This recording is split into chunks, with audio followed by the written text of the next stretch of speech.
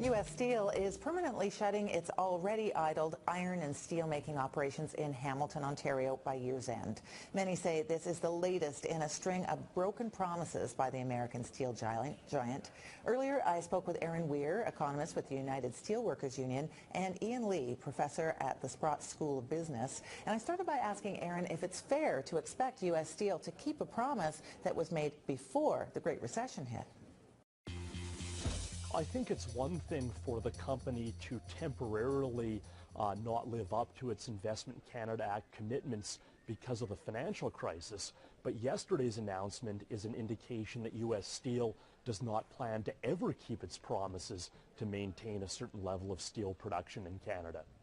And Ian, what do you think about that? I think that Erin's response, and I think it's a fair response, it represents the views of the unions and his union. I think that really captures the problem facing, for example, the Canadian steel industry. And I mean by that, I think that the unions are really, they're in a Bolshevik bubble. And I mean by that, they're not accepting. They just simply don't accept the reality that the world market is changing profoundly, especially for steelmaking. And this has been amply documented in the Ernst & Steel Global Steel Outlook report of 2013. There's over 20% overcapacity in this industry, and they've got to cut costs. And Erin and his union is not even confronting that issue. They're not even acknowledging that issue. Well, Ian, if that's the case, I don't know why U.S. Steel chose to make these commitments when it took over Stelco. The other point that you're hitting on, though, is that North America's steel market has been hurt by a lot of imports from China. And I think the question you have to ask is there some kind of natural, inherent comparative advantage to manufacturing steel in China, or is China gaining an unfair competitive advantage by undercutting internationally recognized labor and environmental standards?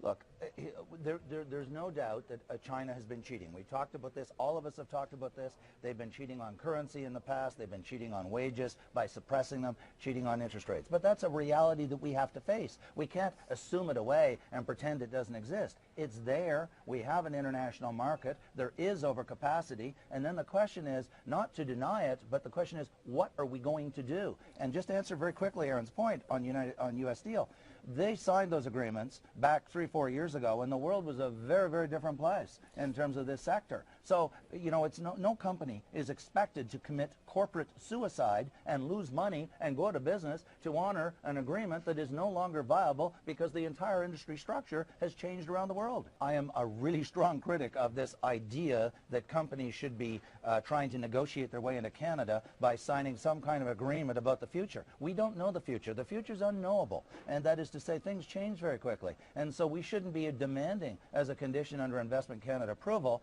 that they commit to employment or commit to keeping this plant open or that plant open, because these are specious. These are based on a view of the market economy that is not realistic. Markets are dynamic. As Keynes called it, these are animal spirits. This is Joseph Schumpeter, creative destruction. The world doesn't stand still, and we can't make companies agree to 5-year commitments like Soviet Union business plans or economic plans like we did in the past. The markets are moving way too fast, and the conditions are changing way too quickly for us to expect that these commitments can be honored.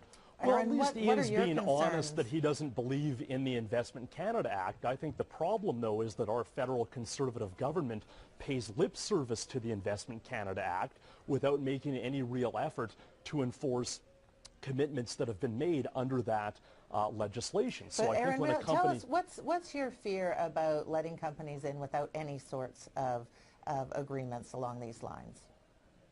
Well, I think it's a good negotiating opportunity for Canada to ensure that foreign investment actually does provide a net benefit for Canadians. In this case, it may be a rational business decision for U.S. Steel to concentrate its production in the United States, but it's clearly a bad thing for Canada's economy and for Canadian workers, and that's why we need to have the Investment Canada Act is as a safeguard to deal with foreign companies. But Erin, I also want to go back to Ian's admission that China is actually cheating here, and if that's the case, we should have some kind of countervailing tariff or other policy response to address this competitive advantage that China has artificially created by undercutting internationally accepted environmental and labor rules. Diane, I've got to respond to that. 2 points. First off, what I was saying about China cheating, this has been well documented by Governor Carney and others, where they talk about the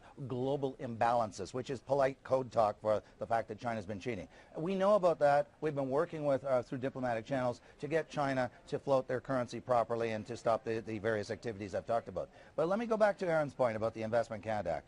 The idea that we can bureaucratize the market economy through the Investment Canada Act and that we can impose these restrictions in the quote net benefit is ludicrous. The benefit to Canada is the investment in Canada. It's not some silly piece of paper that commits to fictitious promises sometime in the future when we don't know what the interest rates are going to be 5 years from now, or what the global demand for steel is going to be, or any of these conditions that affect the market economy. We should be looking Ian, but this wasn't some kind of new investment in Canada. This was a takeover of an existing Canadian facility. That was failing. I would that agree was with failing. you. If a foreign company wants to come in and make a brand new investment, that usually is a benefit. But it's much less clear that if a foreign company wants to take over an existing Canadian company, that will actually be beneficial to our economy and to our workers. And that's why it's important to have some kind of foreign investment review process and then to enforce the commitments that are made through that process. And Erin, how are you going to enforce the commitments of a company that's going bankrupt? Are you going to say, you've got to stay here 5 more years, lose another $1 billion or $2 billion,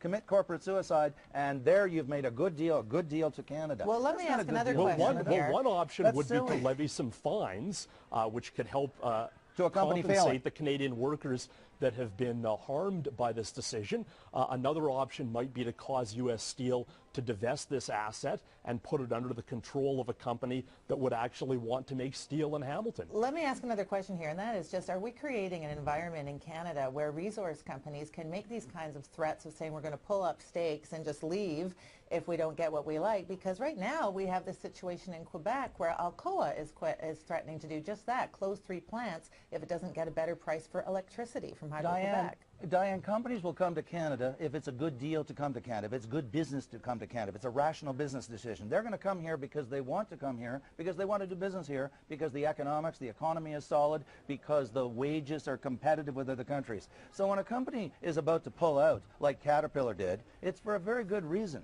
It's because they don't, I'll put it very bluntly, they don't feel the love from organizations like Erin's Union, and they feel hostility, and the wages are not competitive with the U.S. according to the manufacturing data. Our productivity is lower than the United States. Our wages are higher, and so they're saying, hey, we're out of here. And what the union should be doing is doing what the German workers are doing in Germany. They're working very cooperatively with their employers, with their companies, to say, we're in it as a team. How can we work together to create a company that is going to be competitive in the world economy, instead of doing what I call this Bolshevik bubble of denying the need to respond to all these global changes. Okay, well, we have to leave it there. Ian, but we do I want gotta to work. go, Erin. I'm sorry. You guys are going to have to take Okay, this next time. out Thanks into for the having street. us. All right, thanks for being here, both of you.